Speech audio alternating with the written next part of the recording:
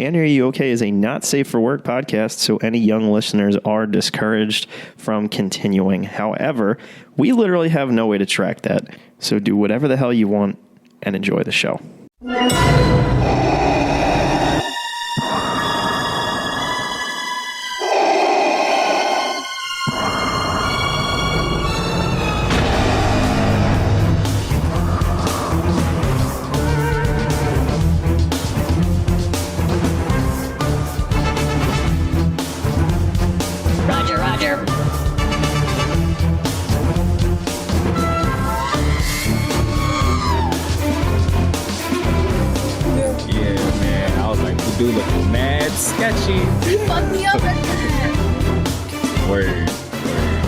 We definitely gonna get into that. I don't even know how to intro this. I'm not sure what to do. Well, that's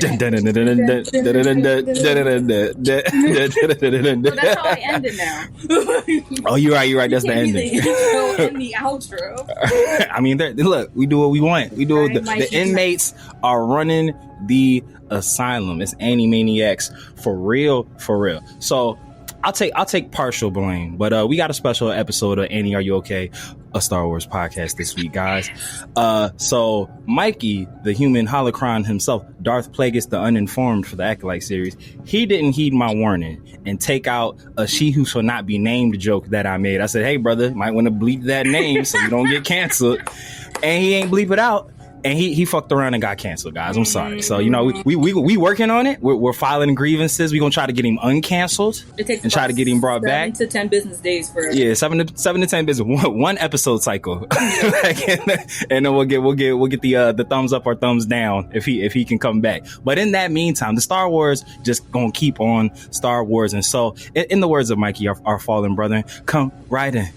Sit right down. And he's gonna show you the moon. That's no moon. It's a Death Star. What is it that we're supposed to do? Tractor beam. So we are talking about what episode is this? You know, numbers 4. And names. Episode 4. Talking about episode 4. And how many episodes are in this series? I don't know. Do we know that? Hold on, let's Google it. Acolyte episode count. Episodes. There are, you know, Google don't be trying to spoil nothing, so that it's not telling me. It just tells me episode 5, June 25th. Yeah, no shit. I feel like it might be 8. Yeah, for some reason 8 is in my head too. I also have 8. Aside from the first 2. All right, so we're just gonna assume it's 8. If it's not, we'll fix it in post. So there are insert number of episodes here left, and we're going to talk about episode 4, called Day. Just Day. The name of the episode, and I'm here for it. So I'm not gonna even attempt to do those amazing one breath briefs that Mikey be doing, and luckily there wasn't that much that happened here. It was a very isolated episode on the planet that is not Kashyyyk, where we're trying to find the Wookiee Jedi Kelneka. Yeah, was that what it was called? I believe you. I believe you. So a lot of this episode centered around May obviously going down there because she has yet to complete her mission for Carrie Moss. I mean, the Sith Lord, who has not been identified yet. Right. Word. So, but we, so she, her and her companion, whose name is bad with names, Quamir, yeah, her who. We'll get to him. But she's obviously on her mission because she needs to kill a Jedi without the use of a weapon to basically show that Jedis are stuck up prudes that just don't be knowing what the fuck they're doing. Which, you know, in the long run, that is kind of what ends up happening. So just a little bit. But and then obviously Master Soul and Oshi and everybody, they're going there to try to intercept her because they know where her target is, and they're trying to bring her in for questioning to because they're unlike the Jedi Order from episode 1 that we know that was very hubris. They're not taking this Dark Master threat lightly. They're like they're not using the S word. They're like, hey, watch your mouth. These are just rogue Jedi. Right. We don't know. We don't know. There hasn't been a Sith in years. Right. We don't know that that's what this is. So they are still keeping that old habit of not believing the tea leaves that are right in front of them. But that was pretty much everything to center down. We'll obviously get into the intricacies of what happened. So, but my space lesbian LatinXBarbie, how did you feel about said episode? Because we know last week you was about to die on that hill for as a soul venger for Master Soul. You was ready to say like, no, he's innocent in all of this. There's a couple little things here and there. How are you feeling overall about the episode, and then how you feeling about Master Soul specifically? Okay, unfortunately, guys, you can't see me, but I'm not wearing my cape. But know that the cape is still being worn. I'm still gonna wear it, but my heart hurt a little because clearly he knows more than he let on. But overall, this episode felt a little predictable. I think. Once May knew, I think the episode before showed that May, I did the thing. I feel like once I saw it, I was like, oh shit, take that out, Mikey. What happens when you let the inmates run everything? See, like pandemonium. I think the episode before showed that like May is all in on OSHA. And so her loyalty is to OSHA. And so I think once May knew OSHA was alive, like, I think we knew, like, oh, she gonna flip. Like, all right, fuck all this playing. But I think the episode was, like, a little bit predictable. But I do like kind of seeing, like, in magic, it's called the turn. It's when you kind of see, like, when the trick is about to do the thing that makes it, people go like, whoa. So I was like, wait. Oh my God, magic. Did you go to Hogwarts? Right? I'm like, that's crazy. What house are you? Right? Oh my God, you're obviously Slytherin. Nah, it's all about the claw, baby. It's all about that claw. There's no way you're a fucking Ravenclaw. 1,000% I'm a Ravenclaw. I don't believe it. Anyway. I was waiting for like when the turn would happen, and obviously if it's 8 episodes, the midpoint would probably where the turn would come. So I was like, I really wanted to know, so I'm excited that this is when the turn happens. But I feel like it was a good episode. It wasn't like the best episode so far, when I feel like we had like really good setup episodes that were like, there's a balance of disposition and action and, you know, character elements and drivenness. But also it had like the cutest Tynan, the Basil the Otter thing. Oh, Basil, yeah, he was awesome. I liked him a lot. I'm ready to purchase Funko Pops immediately, so whenever Hot Topic wants to sell them to me, I'm ready to purchase. Yo, it's Yord is like such a tool, but he doesn't mean to be, and it's so funny. Like, like when OSHA was just like, "Oh, you understand?" He was like, "Yeah." When all the other Padawans decided to take such and such, like, I was like, "Yo, he's such a tool," but it's like, but he doesn't mean to be. So it's just like I don't even get mad at him. It's just like, nah, my man, he's really passionate about this Jedi shit. Yeah, that's all. I would have learned Tynan. I'm like, okay, calm down. One thing that I will say that I did really like about this episode, I feel like because of where we got dropped off in OSHA's life, I forget a lot that she actually was a Padawan before she left the Order. Like, it does sometimes feel like these are these characters' first interaction with each other, and it's like figuring out the vibe. Because I know OSHA and Jackie have never met before, so they are just like, you know, did you get some kind of picking up what your vibes between them? When she's like, "Oh, you're gonna miss me?" I was like, "Ooh, okay." little Padawan cest. You better watch it. They vibe. Hopefully it's like, I don't know. I thought maybe it was like big sisterness because she never got to really be a sister with May. That's a good point. They departed, so it's kind of like, okay, now I get to be a big sister or just two sisters in general. But also, Jackie is adorable. I mean, Daphne King is beautiful. Daphne King is a beautiful woman. She's so tiny. She's like a little pixie. But Yord is definitely like, he missed Oshi on some shit, and he's just like, damn, you fine. Yeah, that's the part. That's the part that I was bringing up. I like how they like established when he was just like, "Yo, I've known you since we were younglings," and I was like, "Oh yeah, they did know each other for forever before she decided to leave the Order." So I liked how they made that point, because it's like, obviously, like, the story's the story.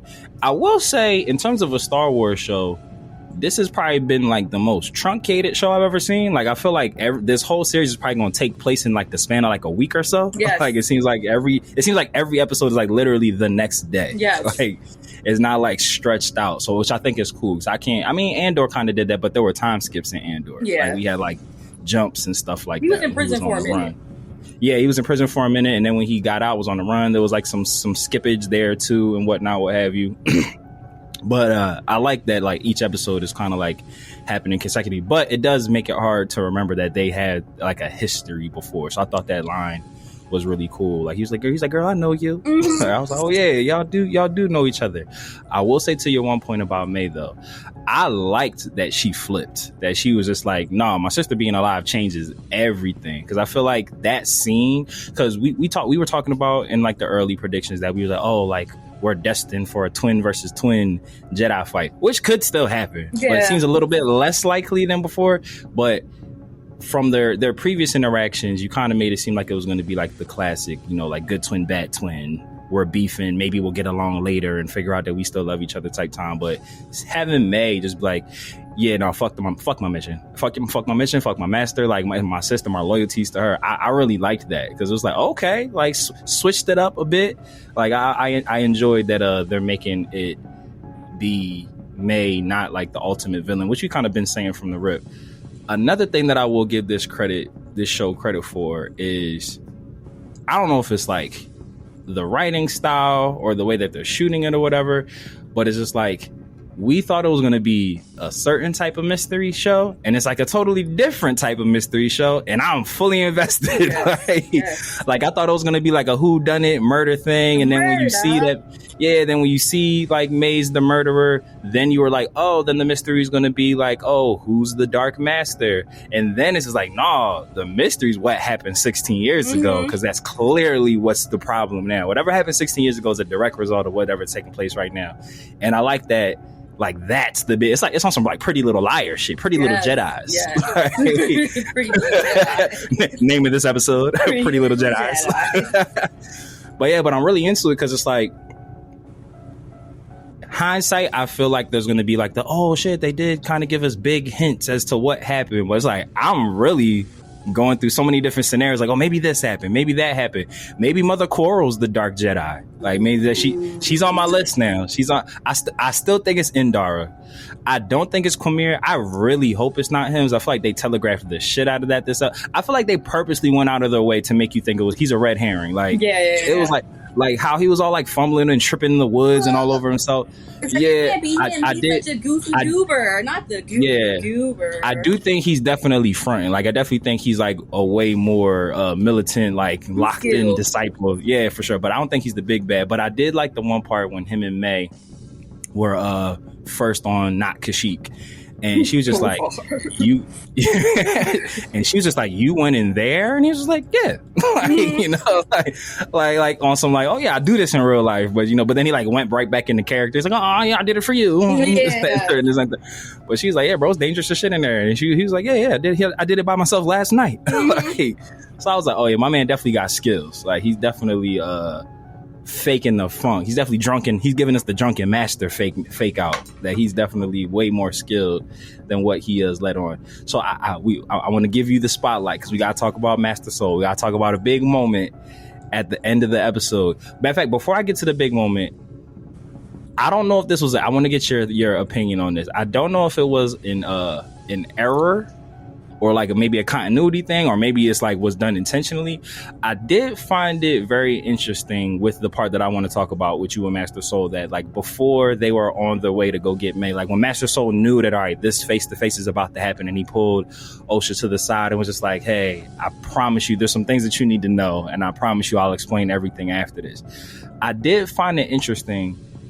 Why did he choose to say that to her this time when they would have had that same face-to-face confrontation on that other planet? Like if he was afraid that the beams were going to get spilled and he didn't have a chance to get in front of it, I wonder why that wasn't a fear of his the first time they went to go find her. Like he was just kind of like, yeah, stick to the plan. He even sent her in by herself. Like, you know, they could have ran into each other and she could have been like, oh yeah, no, Master Soul started the fight. Like whatever the secret is, I feel like Soul knows like May might know more to like connect more of the pieces, like for Osha's part that she doesn't understand. And I'm just curious as to why this interaction, he was just like, shit, before we go in there, I need you to know some shit about to come up that you didn't know.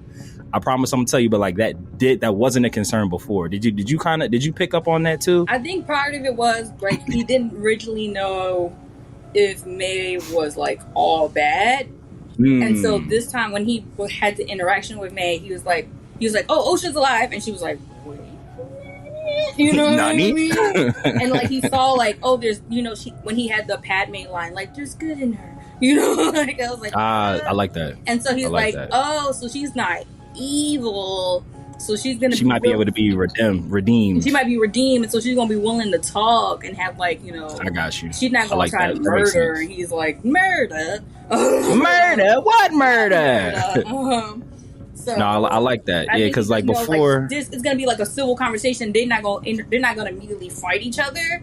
But so he's like, okay, so now I do have to say something now because they're gonna have a conversation. It's gonna be a sit down. It's gonna be a civil conversation and not an automatic fight. So it's just like, oh shit. Well, now I do have to say all that I know, which was heartbreaking in itself. So if you want to pull your cape out, now's your chance. I'm gonna put it on. So for those who might have missed last week's episode, you can go back. Well, finish this one first, and then you can go back. Yes. Our dear LatinXBarbie, her love of our guy JJ, Master Soul, is that that he might be a tad bit culpable, but he's none the wiser as to what's really happened that night. And it kind of seems like he might know all the things. He might have even been a big part in all the things. He might help. He probably, poured the gasoline a little bit. He didn't like the match. I don't think he lit the match, but I think he poured the gasoline. So you saying that the double entendre, don't ask her how, because it's dealing with fire. I could see a situation where, hold on, some things are clicking in my head, because we do know that flashback episode was from like an unreliable narrator, so we can't really take that whole incident as it was seen.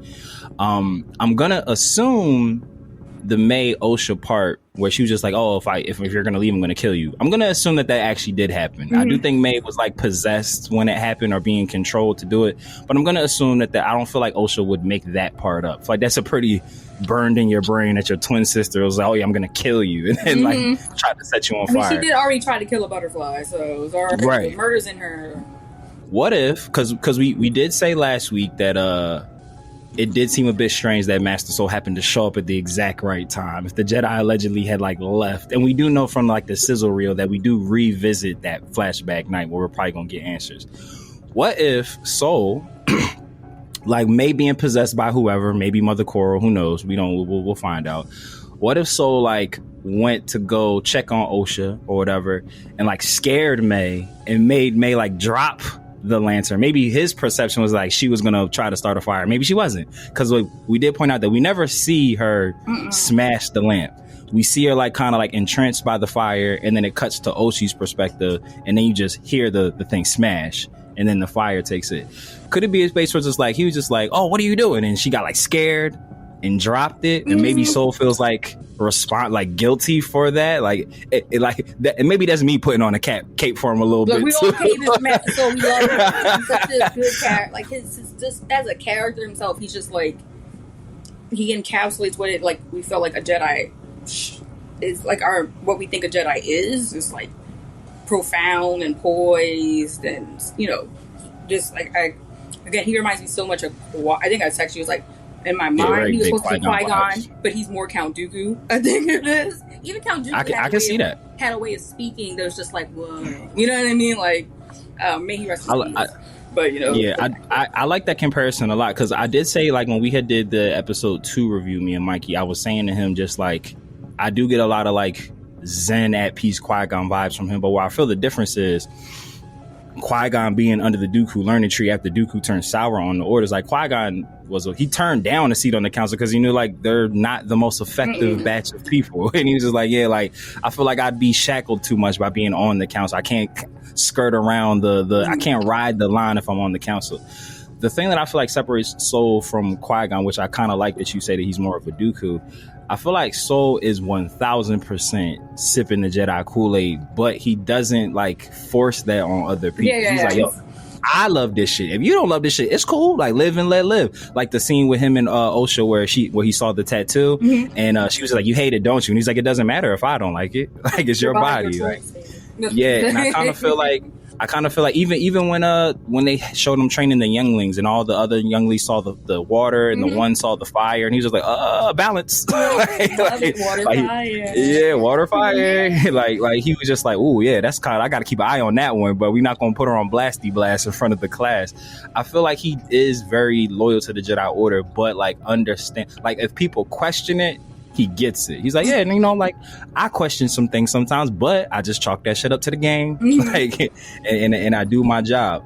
So I wonder. I think in his mind, or maybe the plan was like, I don't know if the fire was I don't think the fire was the plan. I think the fire was an OSHA, it was a May thing. I think the plan was to blow up whatever that reactor thing in the middle was, or whatever it causes the like gets the source of electricity or whatever it means. I think that was their plan, because the fire had not enough time to reach that reactor. Yeah, how did it consume the whole building? Yeah, not enough connectivity.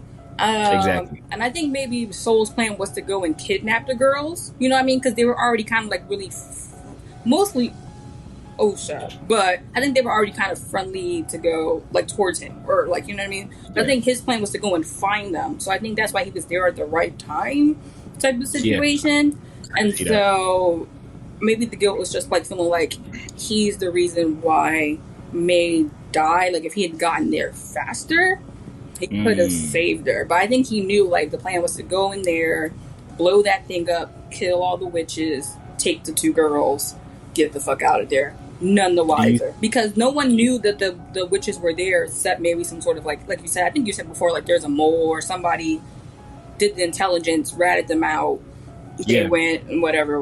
Like, I don't think it was a peace mission by any stretch of the imagination. It was just infiltrate. Maybe something like, I think it was in Mandalorian 3, or maybe it was Boba Fett, Mandalore 2.5 when Boba it was one of those. The book of Mandalorian. The book of Mandalorian. Where it's like when Grogu was like using the Force and other Force users could feel it. You know what I mean? And that caused Luke to like show up, or however the case ended up being. Like some other Force users could feel like, okay, the Force is being used. So maybe when the twins were being created through the thread, like it caused something in the Force for them to feel that, and maybe that caused the tip off or whatever. But I don't think it was ever intended to be a peace mission. And maybe initially, this is where my cape comes on, maybe initially Soul was like, I don't think we should be trying to kill them. Like, they live here peacefully, they ain't bothering nobody. We could just leave it alone. We could just try to get the babies on it, act nicely. And when they was like, no, or maybe they assumed it was hard pass. They was like, no, hard pass. And they was like, well, now they said no. He was like, well, it's not a total no. It's just the one no and the one yes. And it was like, no, we need two yeses. Nah, I feel that. So let me ask you this question. Do you think, because I really like what you're saying about, and I think I did bring up part of what you were saying just about like, oh yeah, like what led the Jedi to go to this place, especially if it was supposed to be uninhabited, like Endara was kept. Oh, we didn't know that people were here. Like, okay, bro. Yeah. Do you think that they found that? Do you think that they knew before getting there how the twins were created, or they found out after, and that's what led to like the conflict? Because they seemed pretty at peace, or at least that's how it appeared from the unreliable flashback. They're like, all right, cool, we can get one of them. We'll take what we can get. Maybe, the twins won't want to be separated, and May will come along eventually. But then, like, for whatever went left, they, Mother Coral made a point, like, oh, like, what if they find out how they were born? Like, then it's going to be super left. So do you think that, like, they knew that they were created by the Force, and that's why they went there? Or they found out? Because obviously one would assume that like after their peaceful departure, the Jedi weren't planning on just like tucking the tail between their legs and going away. Like, they kind of had it in their head, like, even like how Endara was just like, oh yeah, you can't teach kids to use the Force. Give us those kids so we can teach them how to use the Force. Like all in the same sentence. Like, yeah, like I don't think they, like you just said, I don't think they ever had it in their head that we're leaving without those kids. Like, I think that like no matter what, those two kids are coming with us regardless. And they took May faked the test and like failed, and like OSHA won. He's like, oh, someone told you to fake this and a third. I feel like they was just like, all right, well, we got one to come for sure, we gonna steal that other one. Right, but no, I don't think they knew. I think, like I said, I think they sensed whatever was happening in the forest. Like I said, maybe it's, like I said, I think it took them some time to like find it, because again, like Brendolph was like off the map or whatever. Maps in Star Wars have always been stupid as fuck. I don't know why.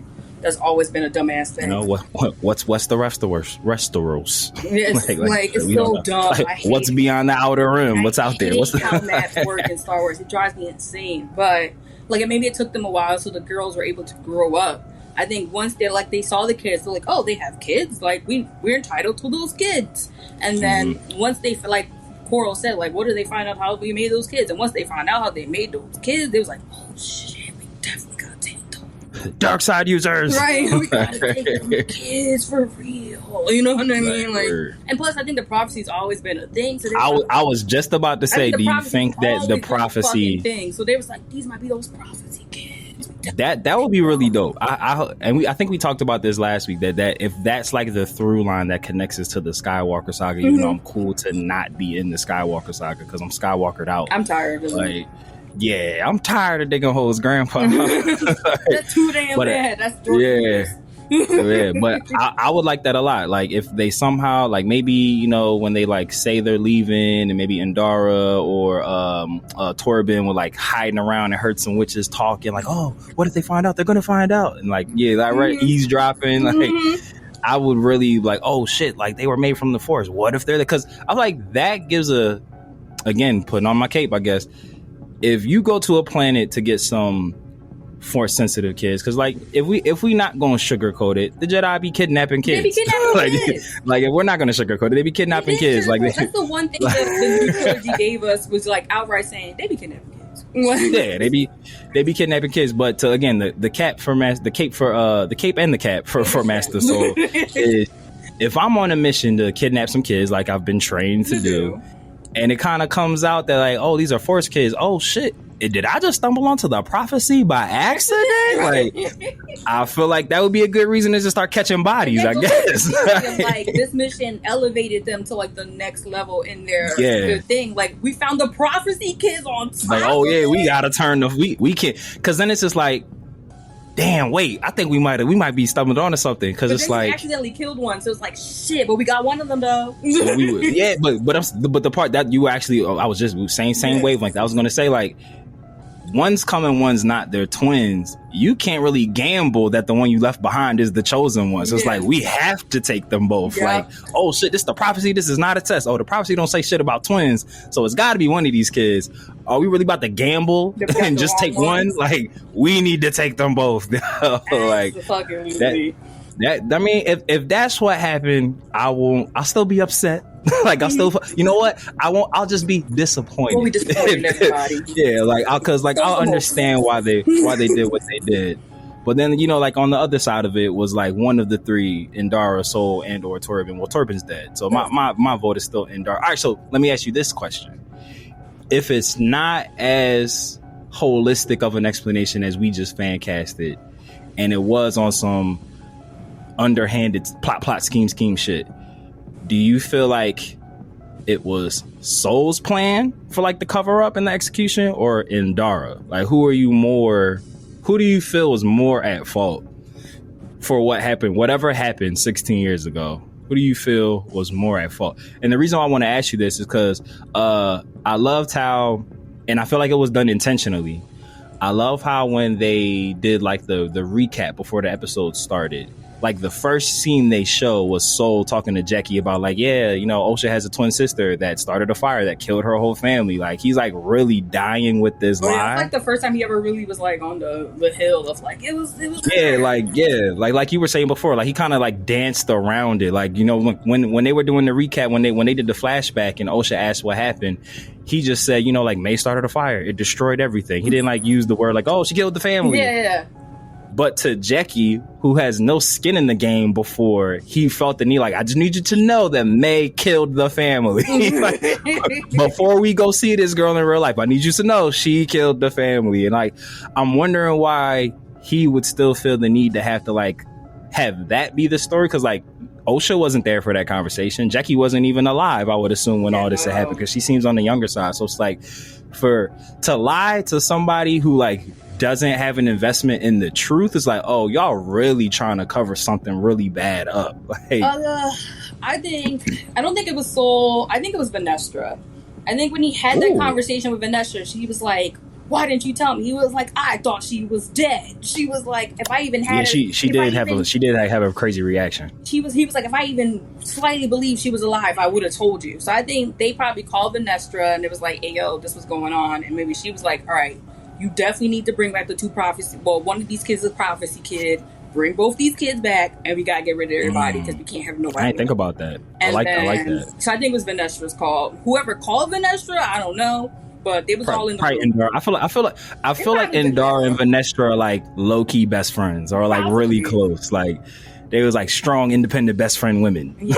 Like, and also Vanestra's always in the books. Vanestra's always been kind of like always top dog. No matter where, like she's always been like top dog in all the books. So like I just feel like it was Vanestra who, and Dara probably was like, hold on, let me call my girlie. She's like, hey girl. Yeah, she was probably like, yo, you know, Soul's too soft for this. Give me the word. I'll pull the trigger. Give me the word. Mac, kind of like a Mac does Mac. She said, Torben my Padawan. He gonna do what I tell him to do. Exactly. He said, you let me know. If you tell me it's on site, it's on site. They definitely choked him out, so you know I'm with the shit. Word. Yeah, I'm still and Dara's still at the top. I like that now. Vanestra has made it onto my Scooby-Doo list, but Indara is still at the top because it's just haven't gotten the introduction of they're still hesitant to use the word Sith, but I feel like it's kind of implied at this point, especially like Vanestra's like reaction. She's like, oh, don't you say those words. Like, she's like, Rogue Jedi, we don't use that word here. One boy from the prequels was like, you know us, and she was like, Kiadi Mundi. She was about to slap him. Yo, I find it so. We'll stay here real quick because I don't want to give too much attention to the incels that be on Star Wars Twitter. But the uproar that they've gone into, that Kiadi Mundi, like, he can't be that old. He's a fucking cone-headed alien. He can not be that old. Like, now, you know it's not real, and we've never. Like, why is Yoda's like so old? Like he's lived through almost all of it.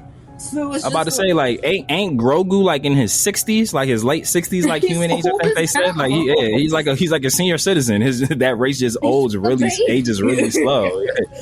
But I just find that so funny. Like, of all the ridiculousness that takes place in Star Wars, which is like intentional for most cases, like for that to be a thing that like sent Star Wars culture in a blaze, like they're making Kiadi Mundi not canon. Like, how? Because he's just older. Like, because I know a lot of people that, like, the big gripe that I saw was that, like, oh, like if he was there for this potential Sith level threat, why was he so dismissive in the prequel trilogy when Qui-Gon was just like, yeah, I think it's a Sith, and Kiadi was just like, oh, that hasn't been a Sith in 1,000 years, blah blah blah blah blah. To your point, Vanestra didn't let them use the word Sith in that meeting. She was just like, we don't know who trained her, we don't know that she was trained. Like, she used to be here. She might have just held on to those lessons. It might just be like they kept Rogue Jedi was like the terminology that they used. And he was in the temple when all this happened. He wasn't on these missions. So it's like, that doesn't fuck up the canon. Vanestra, I feel like she made it a point to kind of like snuff that fire out real quick. Like, when people were getting she's slow as hell, she's not that good. She was like, right, yeah. She was just like, she was like, if she was a Sith, she'd be better than that. Yeah, so it's like, for all the people out there just like, oh, Kiadi Mundi couldn't have been there for that because he was dismissive of Qui-Gon. Like, he didn't go on that mission. He literally was just in the dismissive. Like, he was in a debriefing meeting in which Vanestra didn't let them use the word Sith. So I was like, and this shit was 100 years ago. You think he like retained every squad meeting they've ever had? Like, he's like, the bigger story, I think now we know why Kiadi Mundi's so fucking grumpy. He's been part of the council for so long. They never let this man be in charge. He is sick right now. He's like, he's sitting there, and he really upset. He's sitting there in the prequel trilogies. How fuck Mace Windu get to be second in charge? Right? I'm literally hundreds of years older. I've been in this bitch. Like, I was here when we had the big belts.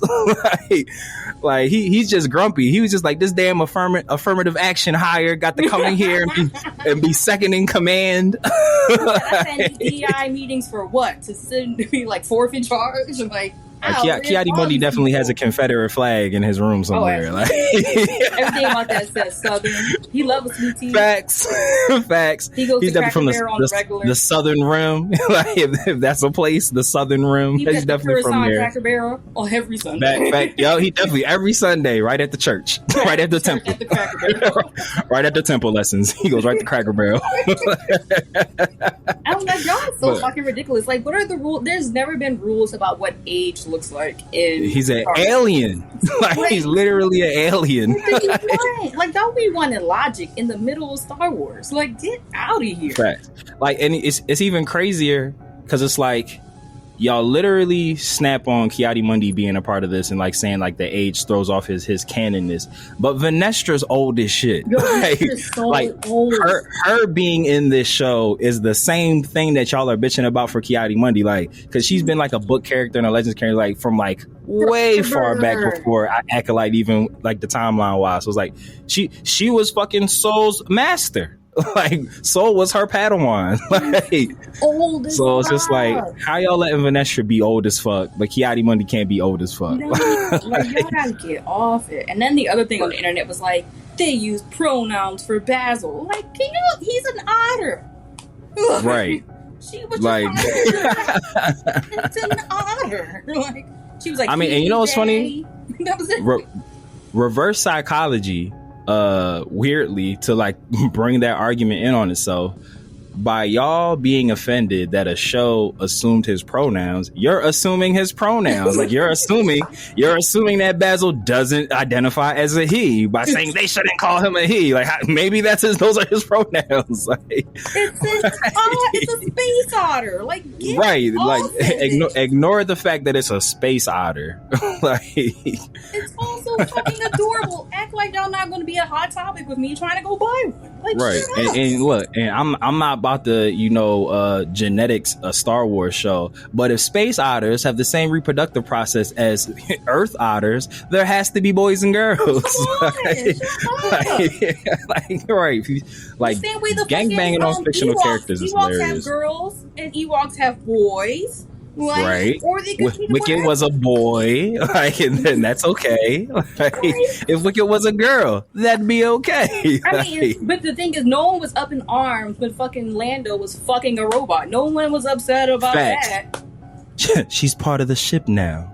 She was like, it works. That literally is the funniest line ever delivered in Star Wars, in my opinion. Yo, literally, I was when they uploaded her into the Falcon, I cracked up laughing in the movie theater. When he just had like that introspective, she's part of the ship now. No. My favorite line was like, Homegirl was like, how does that work? She's like, oh, it works. It works. Like, she said, you see this USB port? You know what this car, she said, you know what this car charger holds for. I was like, no one's on Twitter talking about we can't be fucking robots. I was like, you perverts. Like, I mean, as they have like them cyborg sex dolls, like, that are like millions of dollars. Like, people do that in real life. I know. But in Star Wars, it's a problem. So I want to ask you, do you think, not because we're jumping him all over the place, because Mikey's not here? I mean, even if he was here, we would.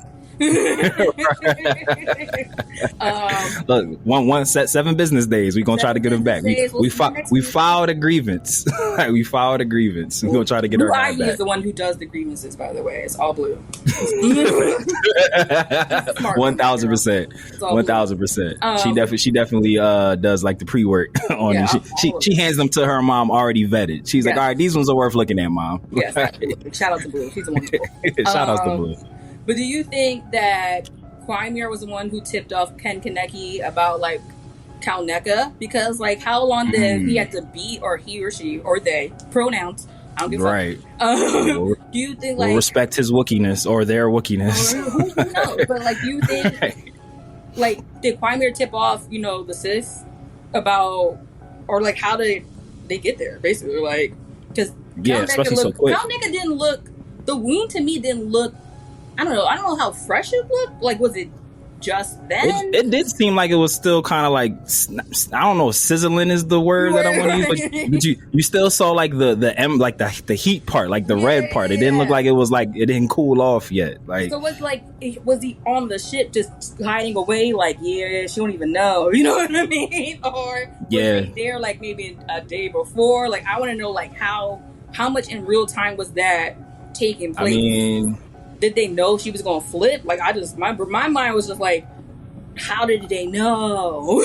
That's my mystery. I'm just saying. So all we know of Kalneka from like the end of the was that last episode or 2 episodes ago where they showed him do the force pull? Yeah, it was 2 episodes ago because they did the flashback sequence, right? So 2 episodes ago, we just know like those bounty hunters showed up to his property. He scared them off and went in the house. Going back to my Indara thing, who would be let into a home than an old colleague? Like, we don't necessarily know that Kalneka was alone when he was going back into his house. Like, we just know that he went back in there. So if it is Indara, you're right. It didn't seem. Yeah, it didn't seem like Force Entry. He was sitting in a chair chilling. Like, it seemed like. Yeah, it didn't seem like he was snuck up on or anything. Didn't seem like he like had a chance to defend himself. He just was sitting in his lazy boy and had a slash through his chest. So I'm like, Lazy Boy by Kashyyyk.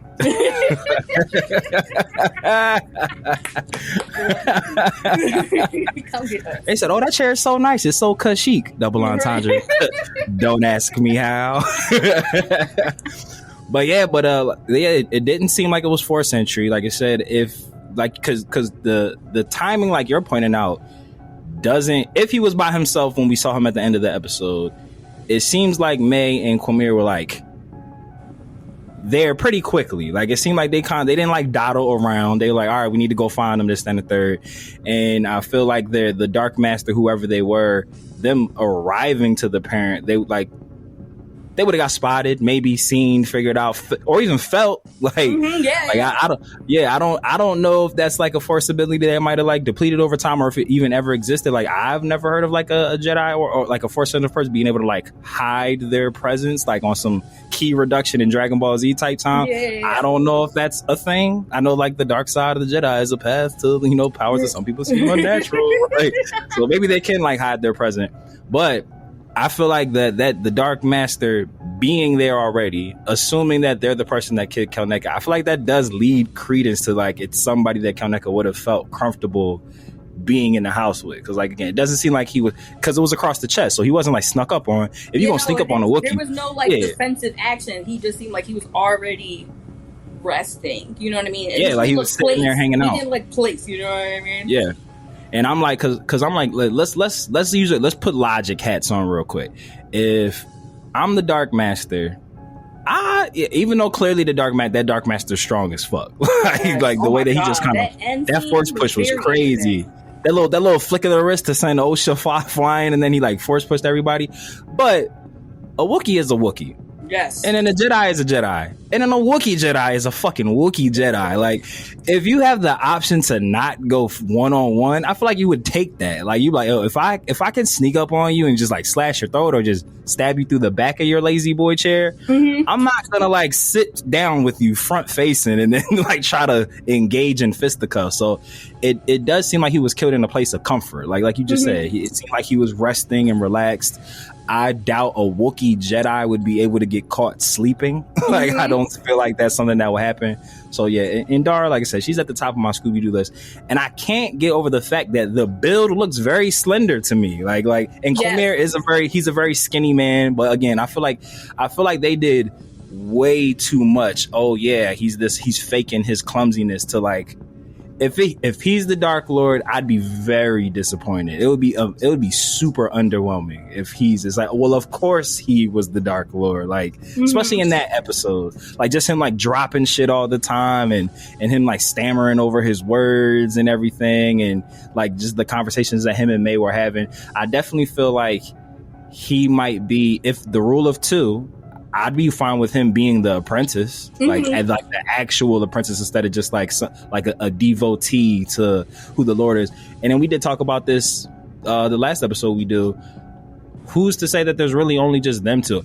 For some reason, I've felt like this Dark Lord has like a following, like kind of like a cult following. Like there's like more than just May and Quamir. Like he has like a bunch of people who are like supporting their ideals. So I kind of want Quamir to be like the apprentice. Like I think that would be really dope because I don't think him being the Dark Lord, I feel like it was so telegraphed that if it is him, it's just like, boo, this is supposed to be a mystery show. Yeah. I mean, yeah, it does always, the rule of two always bothers me because I feel like it's never just two in my opinion. Yeah. If you ever really think about it, like it's never actually just two. Right, it's like legit. Like it's always like 3 or 4 of them floating around. Like, are we actually doing the counting? Because the math don't math ever. Yeah, because it's like Sidious had Dooku had Asajj. Like that's like 3 right there.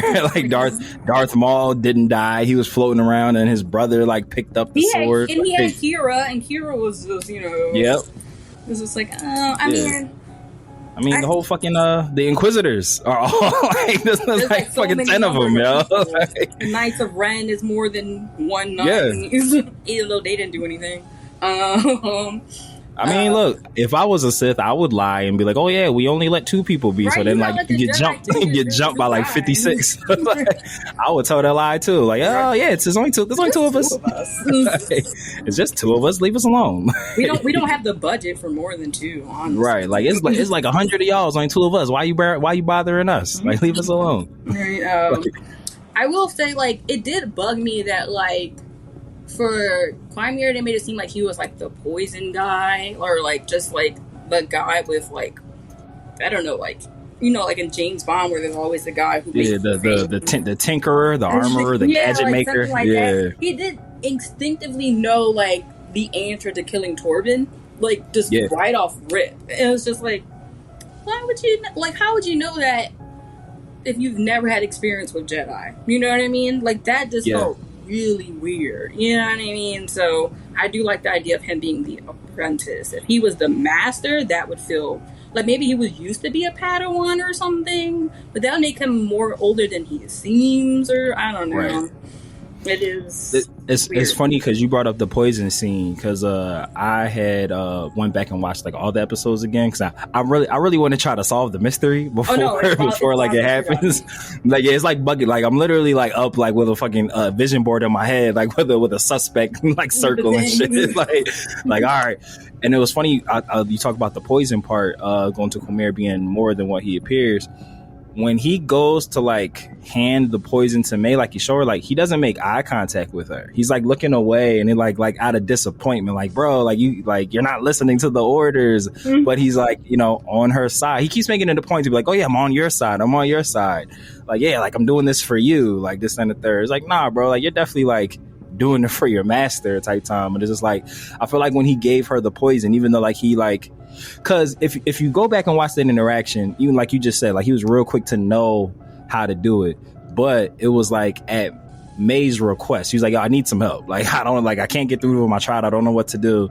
And it's like Quamir was like still kind of like, hey, he said you got to do it without a weapon, like this and the third. Like you already used a weapon on one. Like you only got 3 left. You got to figure this out. And like when he gave her the appointment, it did seem like he was like, I'm gonna help you out because you my homie.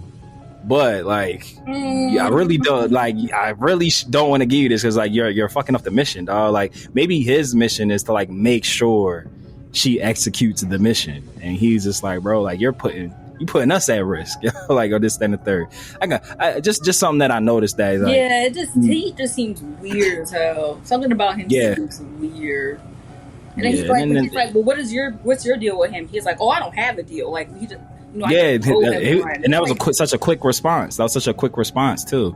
I was like, how do you just? And didn't he say something when they were like walking? Like, didn't he say something like, "Oh, he like collects people, like or something like that"? Like he was just like, you know how he is. He collects people, so that again, like, oh yeah, I feel like he has like a following of people. He's got a whole like to do his bidding. But I did notice that too when May like was like, oh well, what deal did you make? He's like, oh, I didn't make a deal. I was like, nothing. Like I just help out. Like I'm just here. Like freelance. Freelance henchman. Freelance henchman work. He's got a 1099 somewhere. Facts. Star Wars 1099. Got that 401k. Oh God, he's like, yeah, I signed up for the benefit package. He said, he said I've had this cracked tooth and I needed the dental insurance. So I was like, get this taken care of. Once you do yours, I'm good to go. Yeah, right. Once I get this dental work done, I'm out, bro. Like I'm washing my hands of it. But yeah, I'm very interested to see him. I'm trying to think, is there anybody else that we needed to cover in this episode? Are you disappointed that we didn't get more of Kelneka before he got? Yes, I like Kelneka. I've always it's the first time I don't think it's the first time, but just like Wookiee Jedi is like, that's dope. Also, I can't wait to first live action one. Yeah, first live action one, because we got what was his name, Joji? Yeah, Joji, the little Wookiee Jedi that pops up in the animated stuff all the time. Yeah, I was just like, oh my god, like it's about to be first. Like I wanted to see like the size of it all, like how. Yeah, what's the fluidity of the movement when they have to? Because Wookiees always seem like they're real like lumbering. When they're, they seem cumbersome when they move. Yeah, it looks like when they're like having to be Jedi, which seem very fluid. And I need to see a Jedi front flip, a Wookiee Jedi front flip. I need that on my bingo board. Yeah, so it's like we didn't even get to see that. Hopefully in the flashbacks we get some of that. I was gonna say, but it's just like, oh come on, and then. One thing I did like is like I think a lot of people always bring it up is like in the first trilogy is like how is it that everybody understands each other? It's just like how, but in this Jackie had the little translator thing, and she was like, that was cool. That was cool. So like it seems like maybe in the beginning, everyone didn't understand each other. Like they weren't as inclusive. They weren't as inclusive. George had to take one class. He had either Spanish or French, and he took French instead of Spanish. You know what I mean? So. Yep. It's cool to see because he's a douchebag. He's a tool. So it's cool to see like everyone didn't always understand each other in the beginning, and then later, I guess somewhere down the line, it became a thing like you had to. Either understand each take other. All the languages. All the languages are available. Go learn all of them. You know what I mean? So I did like that. But I was upset that I didn't get to see more Kelneka because it's just like I want to see the fighting and all the other stuff. It's like, damn it. But I really liked how powerful this new Sith person was. Like everybody's like, oh, the teeth. I'm like, the teeth look cool to me, but I watch anime, so I love it, bro. I love the teeth. So anime to me, like that shit is fire. Fuck. Like I can't wait to like see people dress up like that, but. That person looks strong as fuck, and I am very concerned because we haven't seen a lot of the Jedi like use their Force abilities, and so it's just like I don't know how strong you actually are compared to someone who's used the Force maybe twice and already seems very fucking scary. That's actually a really good pickup too, because it's like the couple times that we've seen Soul like force hold something, it did seem like he was a little shaky, like he was like, oh, like shoot, like when Osha was about to fall off the cliff, and like he like didn't he catch her like by her hand, like he didn't even like use like the force. And then when he was holding May, when they were getting a one-on-one fight, and he was like kind of holding her suspended over the ground, didn't seem like he like had a good grip on her, like. So I that's a really good catch that you don't really see this batch of Jedi like use the Force too much, which I feel like whether it's done intentionally or by accident, going along the lines of like, oh, how they understand different alien languages now versus back then, maybe those batch of Jedis like didn't see the Force as like a weapon. Like it was like kind of like last resort, like, hey, like let's not abuse the Force like for like battle purposes. And then when we see like the new Jedi, they everything Force this, Force that, Force push, Force pull. I also thought it was really cool that the meeting, when they had like the meeting for the rogue Jedi, it was kind of like they were all standing like around the projector and everything, and then you go see like how the masters now they're all sitting in the comfortable chairs. Yeah, like y'all just got real prissy like over like in those 100 years. Like, homeboy got old. He said my knees hurt. I need you know what? Kiadi definitely like was the one that voted for that. He put that to the grease. Like, hey, like let's not. You know, we sold chairs outside. He definitely took the outside chair. He said, you know, we sold chairs at Cracker Barrel. I think we should bring them in here for the council. You know what it was? They were having a council meeting and Kiati had stole the Cracker Barrel chair. He was sitting. And he was just sitting by, and everybody else was like, yo, you look comfortable as shit. Where'd you get that chair? He's like, Cracker Barrel, bro. He's like, they got more. He's like, yeah. And everybody went and go grab that next meeting. That's why we see the council room that we got now. You know, Cracker Barrel sells all the old fashioned candies. You know, his had the candies in there too. They was like, 1,000%. On? He got a little dispenser on the side. He's trying to tell y'all. He's like, look, I'll tell you about the barrel. Y'all keep going to what's it called? Dex Diner? Y'all go to Dex Diner. I'm going to Cracker Barrel. See no different? Look, yeah, right. He's like, you can go to Dex if you want. He's like, I had a hair in my burger one time, never went back, bro. He's like, Dex, he said, y'all ain't see that health inspector rating on the window? Yo, not for nothing, Dex don't look the cleanest at all, bro. Like he was scratching his butt, like when he went to go, he was pulling his pants up, like he probably get the tuna from Tatooine that Obi-Wan 1,000%. That's how Obi-Wan know Dex from that tuna joint. And you know Dex he'll grab like the 1 day too late expired to get that discount. Yes. Like it expired the day before. He's like, oh no, it's still good. It just got to be. We got to use it today. He's like the heat will clean off the germs. It'll burn it off the germs. Yeah, the heat will burn off the germs. Like you good. No, Dex has definitely had like a salmonella lawsuit before. It's definitely happened. Oh man, so I'm trying to think. I think we covered everybody. We didn't really get too much. They didn't really focus on any 1-2 person this episode. Kind of was jumping around a lot. I always love seeing new planets on Star Wars. That's always fun. All them fucking flying roaches. Those were dope. That was fire. Out of me. Because at first they were like leeches, and then they reminded me of what's it called, the Great Panda thing, where remember the kids wearing the thing and the leeches all over everybody in that panda movie back in the 90s. Oh shit! Wait! I think I know what you're talking about. Yeah, is it the one with the little boy? He had to get the panda back to like the sanctuary. The panda. I know exactly what fucking movie you're talking about. All over them. Yes, I do. Core memory unlocked. When they first were like in leech mode, I was like, oh my god, my fear of leeches immediately came back up. And then they had wings. I was like, fuck out of here. This is Australia, and I'm not doing it. I fucked with the design because I thought they were like sacks. I thought like things were inside those pouches, but then the pouch was the thing. I was like, oh, this shit is lit. Congratulations. Star Wars is a franchise about people who touch shit that they shouldn't touch. Like, why would nothing in my life would make me touch that? Walking through this, like, and Ocean wants to, I felt it, and like you touching shit, like, why would you touch that? Like, if you felt it, don't touch it. Right, like, have we learned nothing? Like, don't touch strange things. Like, it always causes bad shit. But I thought that was really dope. And then we finally got to see Soul ignite his lightsaber. That was awesome. And he was just like, he's like, I got this. Like, he was like, no. If you're it again, quick to want to pull. Like, man, trigger happy, bro. Like, quick to action. He always got that thing on his hip. It's like you've seen the Jake Gyllenhaal Prince of Persia movie, right? I know you have. It's a guilty pleasure film of mine. I love that film. It's not the best, and it doesn't have shit to do with the game. But I love that movie. But I always think of the scene where he was just like, Garza, if your hand's on your sword again. So I was like, that's yours. Like, he just always got his hand on his saber ready. He's that cop who just started and he's like, oh, facts.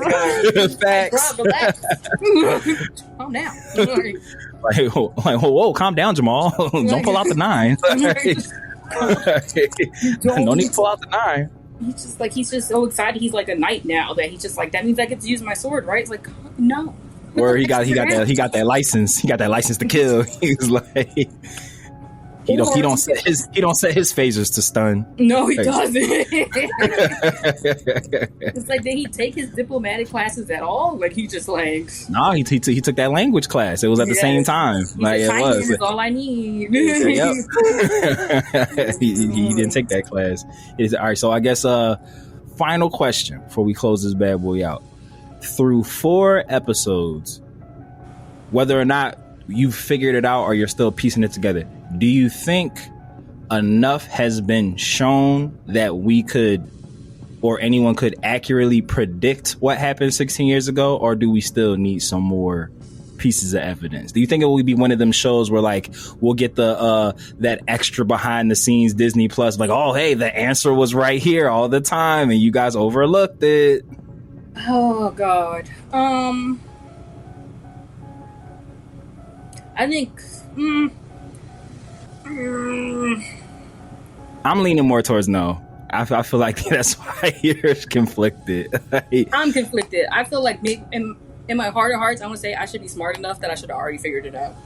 Yo, I'm having that same. Yo, that's I feel like feeling. I feel like we're on the same headspace because I am too. Like I'm literally getting frustrated with myself because I'm frustrated with two things. Like you just said, I feel like I'm smart enough that I should have already figured it out, but I'm also kind of scared that it's going to be one of the mystery shows where it's like literally the piece that you would have needed to figure it out isn't going to show up until like the last episode. And I hate fucking mystery shows like that where it's just like, oh, I would have never figured this out without this clue that you waited till the finale to show me. Like, why call it a mystery show then if you're not going to give me the ability to like be able to solve it pre the last episode? So I do kind of have some fears that they are going to be like, there aren't like Easter eggs that have popped up already where it's just like, oh, blinking, you missed it, but they kind of like foreshadowed like who the big bad is. But I'm trying to think of the name of the show. What was the name? This is a show with Amy Adams, and it was on HBO. It's the one where her sister, it ended up being like her little sister was the one killing everybody.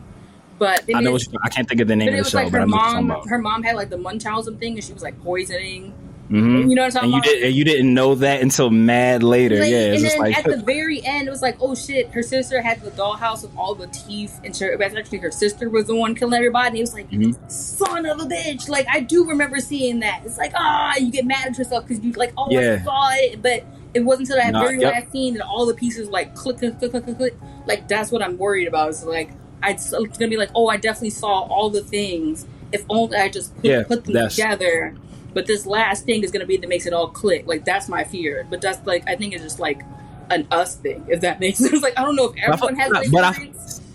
I feel like that's good storytelling versus there's a show I have in my head, but I can't think of what it is. But we've all seen mystery shows where there's no way that you would have ever figured out that it was that person. Like nothing at all ever showed that it was going to be that person until the last episode. And they're like, oh yeah, it's been this person all along. Like, no, the fuck it wasn't. Yeah. Like there were no clues or hints or references that this person should have been like on my list of people to watch. And like those types of shows I don't like. Matter of fact, I'll say this. Have you seen the most recent season of True Detective, the one that's in Alaska? I was just thinking of that. Get out of my brain. Get out of my brain. Like, that was amazing. Outside of spoiler alert if you haven't watched it, because I'm about to fuck up the whole show for Night you. Country was amazing. I fucking I like Night Country a lot. I will say the Navarro just kind of disappearing, whether you think she was really there on the porch at the end or not. I wasn't the biggest fan of that, because I'll say this.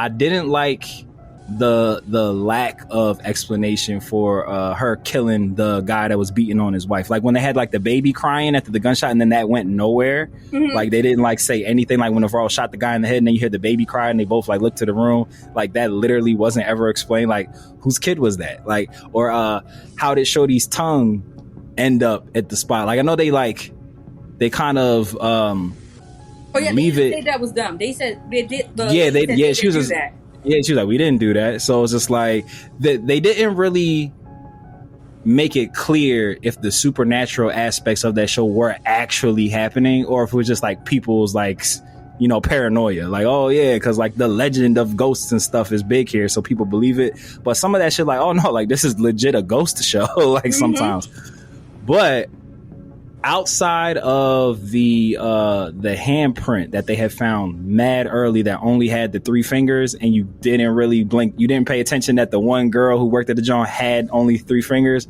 that was brilliant. But like outside of that one clue, you really couldn't have predicted that went the way that it went. Like it was like the whole all the girls in the town getting together and just fucking them up, which I loved. I thought that shit was dope as fuck. But yeah, like outside of that 3-fingered handprint, which they didn't really spend too much time on. They just like, oh, we found a print that doesn't match, and then just kind of like went on about it. It really was like there wasn't too much for you to have like keep rewatching and analyzing for you to like have put that together, because the whole time you're just focusing on one killer. Like you're just trying to figure out like who the one person that killed her was that's doing these things. But like, no, it was like half the damn town. It was like fucking Murder on the Orient Express. Like they all were the murderer. Like it wasn't just one person. They all were the murderer and whatnot. So I hope that it's not one of them type shows that it's like the piece that you needed to solve it doesn't show up at all on screen until it gets solved. Like I hope it's not that. But like, you know, Disney's gonna Disney. So I do hold that fear. I would prefer the first fear that you said might just be a us thing, that like when we do go back over it and like they show like the thing, because you know on YouTube they're gonna break down like, oh hey, it was this person all along and here are the clues why. And then it's just like, shit, I did see that. Damn it. It's just gonna be interesting. Yeah, it's fine. And I'll be like, oh, we just need to like learn to calm the fuck down, which will. But yeah, that's never gonna happen. It's not gonna happen. That's how you know that we care. That's how you know that we care.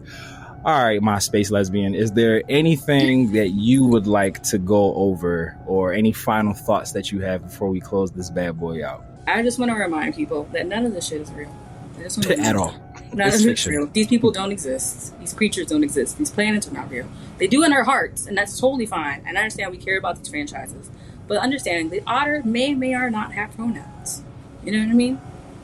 And the cone-head alien is not real. So he could be 1,000-year-old, he could be 10,000-year-old, he could be 50. It doesn't actually matter.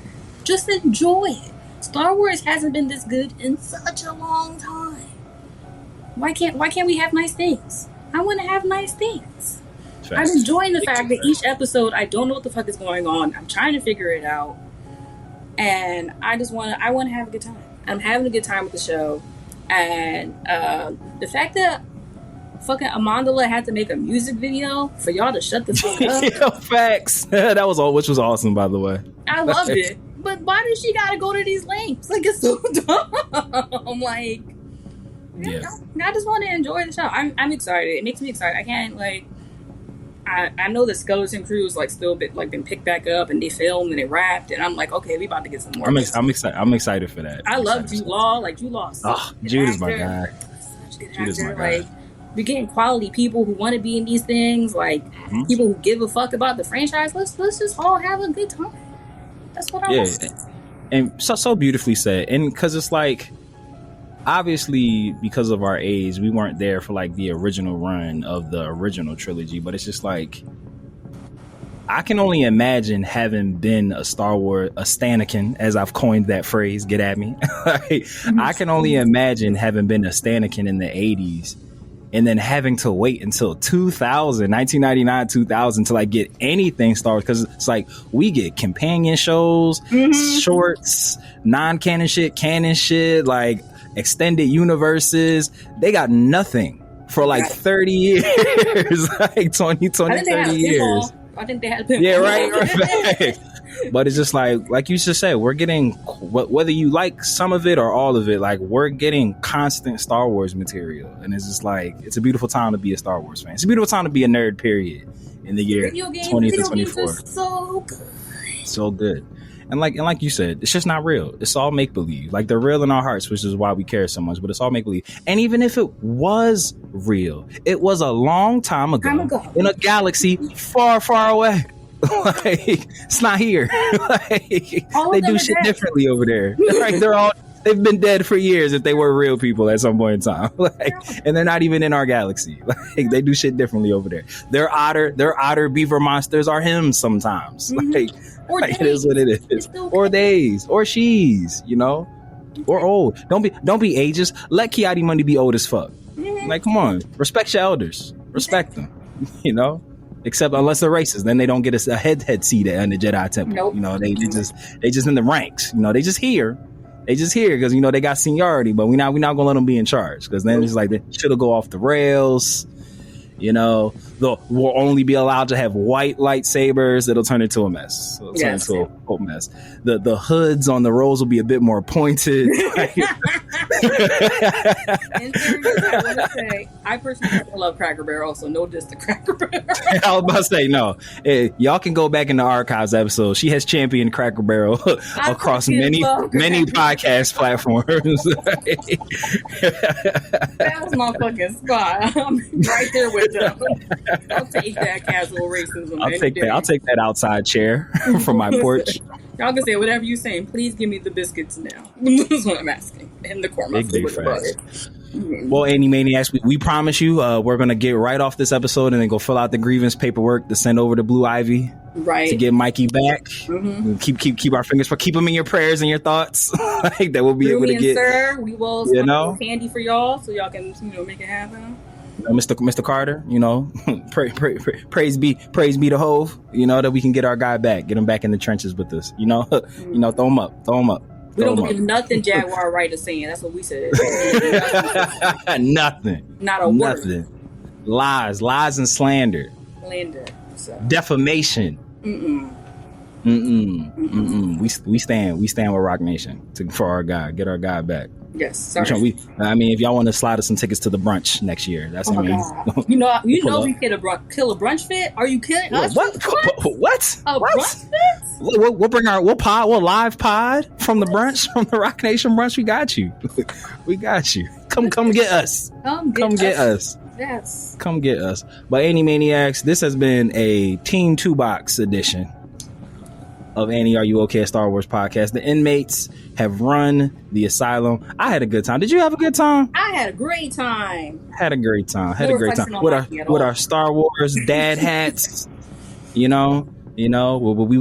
it for our guy. We head down the fort. But any man, we about to close this bad boy on. It's like we always say here, in our galaxy, very close to home. It could be Kiadi Mundi, it could be Harry Houdini, it could be leftover linguine, it could be a dirty martini, or it could be May. Life can be a beach, but as long as there's no sand, you guessed it, Annie gonna be okay. Gonna be all right. We gonna be all right. Oh wait, can we get sued? Take that out. We don't want to get sued. Copywriting infringement. I'm sorry. Oh my God! What a spectacle! What a spectacle! I've been playing it. I bought. If y'all haven't watched the Kendrick Lamar Juneteenth spectacular, we're not even gonna call it a concert. We're gonna call Ken and Friends the Spectacular. Please go stream that bad boy and do it 6 times, because yes, I've picked a side. I've been on this side since 2015, and now the world is finally starting to see that man for who he really is. Don't cut that part. We gonna leave it in here. I got May tattooed on my leg, so you already knew where the fuck I was. Bow. That part. May the force be with you, K. Dot. Always. We stand with Kenny. And we out. Wop, dot, fuck 'em up. And then we'll have Deuces.